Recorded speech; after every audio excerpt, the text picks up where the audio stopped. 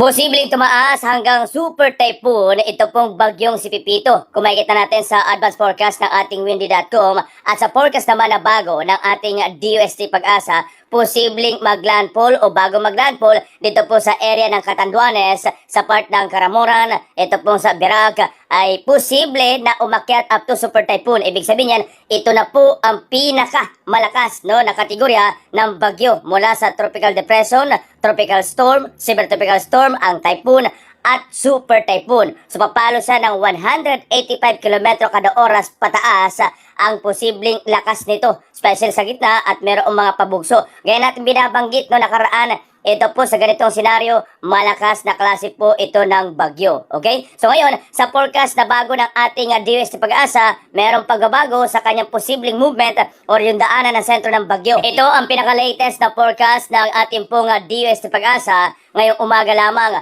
Makikita natin dito na ito nga ho ay sa bahagyang tumaas kumpara nakarang araw, nasa ibabang bahagi na part yung area nitong particular, ang Visayas, and then parang maglalan siya direkta sa may area ng Bicol, but umakyat ng bahagya. Pero kita pa rin po siya doon sa magiging wave niya na sako pa rin po yung part ng Visayas area at sako pa rin po ito pong Bicol area. Then sa Southern Luzon, paakyat po ng Central Luzon area.